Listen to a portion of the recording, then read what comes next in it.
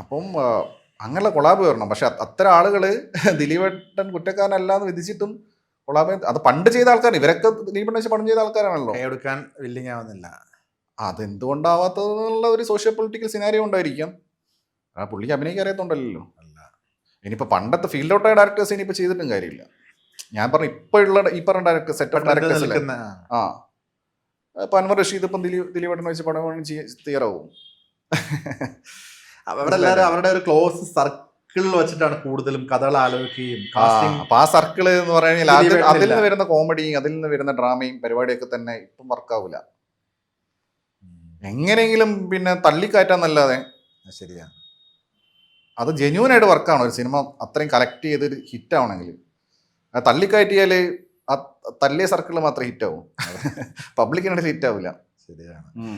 ഇപ്പൊ ബബ്ബയുടെ റിവ്യൂ ഞാൻ കണ്ടായിരുന്നു. ഈ പഴത്തൊലി തന്നെ വീഴുന്നതൊക്കെ മനഃപൂർവ്വം നമ്മൾ കാണിച്ചേക്കുവാണ്, ഞാനതൊക്കെ വിട്ടു എന്ന് പറയുന്നത്. അതില് ഏറ്റവും കൂടുതൽ വിമർശനം കേട്ടത് ലാലേട്ടൻ്റെ ഒരു ഗസ്റ്റ് റോളിനെ നിശിതമായിട്ട് എല്ലാരും വിമർശിക്കുന്നുണ്ടായിരുന്നു. അദ്ദേഹത്തിന്റെ അശ്വന്താണെന്നുണ്ടെങ്കിലും ഗോകുലത്തിന്റെ ഇപ്പം ഈ സിനിമയിൽ ലാലേട്ടൻ ഗസ്റ്റ് റോളാണ്, കത്തനാരിൽ ലാലേട്ടൻ ഗസ്റ്റ് റോളാണ്, ഗോകുലത്തിന്റെ അടുത്ത സിനിമയിലും ലാലേട്ടനാണ് നായകൻ.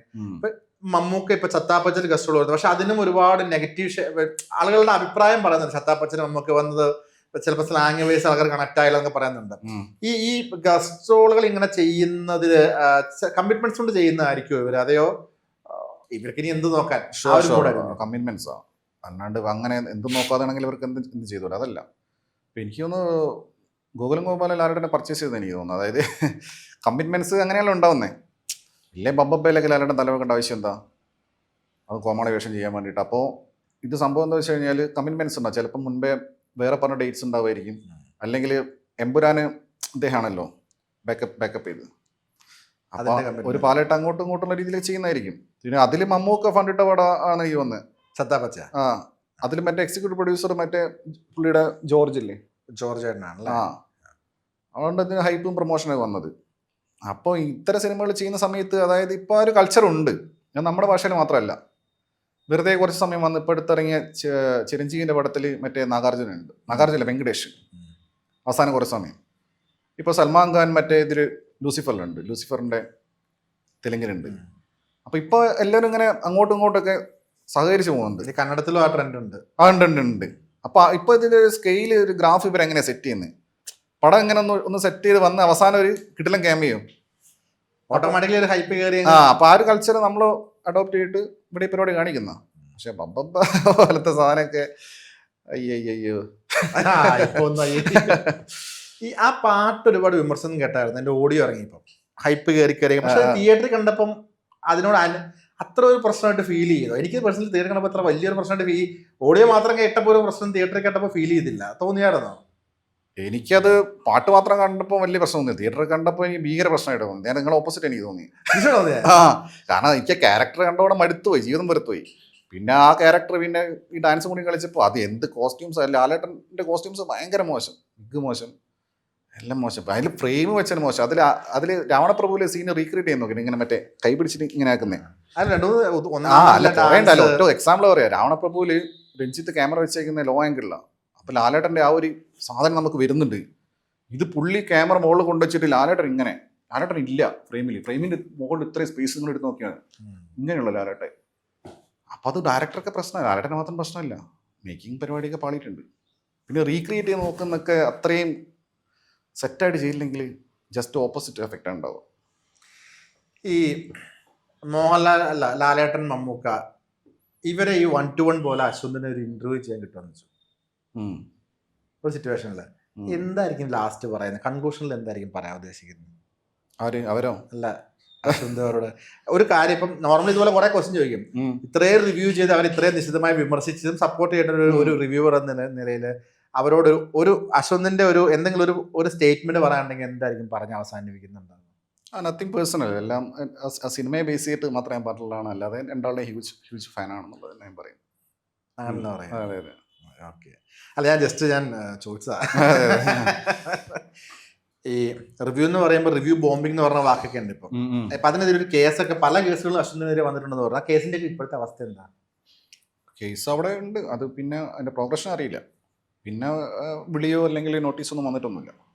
ഒരു ഹിയറിങ്ങിന് പോയിട്ടുണ്ടായിരുന്നു റിവ്യൂ ബോംബിങ്ങിൻ്റെ. അത് ഒരു ഇൻ്റർവേഷൻ അത് കഴിഞ്ഞ് ഈ റിവ്യൂ ബോംബിംഗ് എന്ന് പറഞ്ഞ ഒരു കാര്യത്തിന് കേസിന് വിളിക്കുമ്പോൾ എന്താ ആക്ച്വലി അവർ പറയണേ?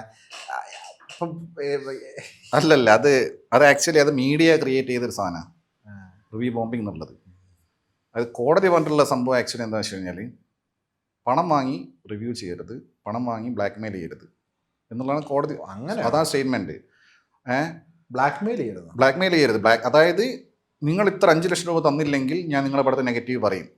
അങ്ങനെയാണ് കേസ് പോയിരുന്നത്. അങ്ങനെയാണ് കോടതിയിൽ പിന്നെ കോടതി ഇതിൽ പറഞ്ഞിട്ടുള്ള ബോംബിംഗ് എന്ന് പറഞ്ഞാൽ അതാണ് ഉദ്ദേശിച്ചത്, കോടതി ഉദ്ദേശിച്ചിരിക്കുന്നത്.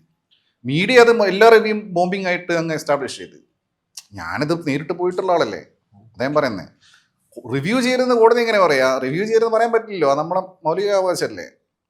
അപ്പോൾ അതിലല്ല കോടതി റിവ്യൂ ചെയ്യാനല്ല കോടതി ബോംബിംഗ് ഉദ്ദേശിച്ചത് ആൾക്കാരെ മാധ്യമങ്ങൾ തെറ്റിദ്ധരിപ്പിച്ചെന്ന് വെച്ചാൽ നെഗറ്റീവായിട്ട് സിനിമയെക്കുറിച്ച് പറയുന്നതാണ് ബോംബിംഗ് എന്നുള്ള. അതല്ല ബോംബിങ്. ബ്ലാക്ക് മെയിൽ ചെയ്ത് പൈസ ആവശ്യപ്പെടുക, എന്നിട്ട് ചെയ്യാം. ഒരു കേസാണോ വന്നേക്കുന്നത്? ആ ഈ പടം ഇനി വരുമ്പോൾ റിവ്യൂ ചെയ്യും അറിയില്ല. അത് ആ പടം എനിക്ക് കാണാൻ ഇപ്പം വലിയ സ്റ്റാറിനെ വെച്ച് ചെയ്താൽ എന്തായാലും ചെയ്യും. ഇപ്പം ദിലീപ് ഇങ്ങനെ വീക്ഷണം വീണ്ടും ഡിലീറ്റ് ചെയ്യും?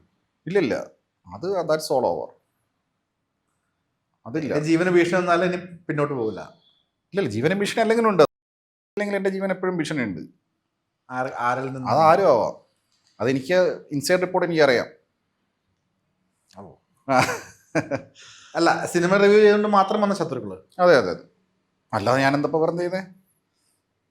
അല്ല ഇനി ശത്രു ഒരു സിനിമ റിവ്യൂ ചെയ്തു, അശ്വന്ത് റിവ്യൂ ചെയ്യുന്നതുകൊണ്ട് മാത്രം ഒരു സിനിമ ഫ്ലോപ്പ് ആവുമോ? അല്ല, അവർക്ക് പേഴ്സണൽ റിലേഷൻ ഉണ്ടാവുമല്ലോ. അപ്പോൾ ഞാൻ ചിലപ്പോൾ പറയുന്ന രീതി കൊണ്ടായിരിക്കാം. മനസ്സിലായോ? ചെറിയ ആൾക്കാർ അവർക്ക് തോന്നുമായിരിക്കും ഞാൻ കാരണമാണ് അവരുടെ കരിയർ മോശമായതെന്നോ നശിച്ചതെന്നോ ഒരാൾക്ക് തോന്നി വ്യക്തിപരമായി ആ വെഞ്ചൻസ് ഉണ്ടാവാനോ. കാരണം ഇത് ഒരു മനുഷ്യനെ 100 മനുഷ്യന്മാരല്ലോ ഞാൻ ഡീൽ ചെയ്യുന്നത്. ഒരു സിനിമ എന്ന് പറയുമ്പോൾ തന്നെ അതിൽ 10-300 ആൾക്കാരായി. അങ്ങനത്തെ 100 കണക്കിന് സിനിമയുടെ റിവ്യൂ ചെയ്തിട്ടുണ്ട്. അതിലെങ്കിൽ ഏതെങ്കിലും ഒരുത്തിന് തോന്നിയാൽ പോരെ? അല്ലെങ്കിൽ ഒരു കോക്കസ് ഉണ്ടാക്കിയാൽ പോരെ? ഇവരത്രയും പവർഫുൾ ആയിട്ടുള്ള ആൾക്കാരല്ലേ. മനസ്സിലായോ? അപ്പോൾ അവർക്ക് പൈസയുണ്ട്, പവറുണ്ട്, ഇതൊക്കെ ഉള്ളിലുണ്ട്. ഉണ്ട്. പക്ഷെ അത് കഴിച്ച് പേടിച്ചിട്ട് ജീവിക്കുന്നല്ലേ കേട്ടോ. അങ്ങനെ വെച്ചാൽ എനിക്ക് ജീവിക്കാൻ പറ്റില്ലല്ലോ, എനിക്ക് നിർത്തുന്നില്ല. എനിക്ക് ഓൾറെഡി വേറെ ജോലിയുണ്ട്. ഇപ്പം ലീവാണ്. എനിക്ക് വലിയ കുഴപ്പമില്ലാത്ത ജോലിയുണ്ട്. അപ്പോൾ പിന്നെന്ന് വെച്ചാൽ നമ്മുടെ ലൈഫല്ലേ ഉള്ളൂ. പിന്നെ 10-40 വയസ്സായി. ഇനിയിപ്പോൾ വെറുതെ അങ്ങനെ പേടിച്ച് ജീവിക്കേണ്ട. എത്ര വയസ്സ്? 40 വയസ്സായിട്ടില്ല, 40 ആവും വൈകാതെ. നമ്മളൊക്കെ ഒരേ പ്രായമായിരിക്കും. 40s കിടക്കും ഇപ്പോൾ അധികം വൈകാതെ. ആ അപ്പം ഇനിയിപ്പോൾ എന്തായാലും ഇത്രയൊക്കെ ജീവിച്ചു, ഇനി അത്രയൊക്കെ മതി. ഇനി ബാക്കി വരുന്ന പോലെ നോക്കാം. ആ ഒരു ആറ്റിറ്റ്യൂഡാണ്.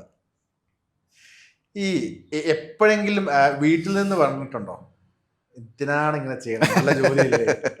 അല്ല, വീട്ടുകാർക്ക് ഞാൻ ജോലി അവർക്ക് വീട്ടുകാർക്ക് ഞാൻ ജോലിക്ക് പോകുന്ന താല്പര്യം, അതായത് ഉള്ള ജോലിക്ക് പോകുന്ന താല്പര്യം.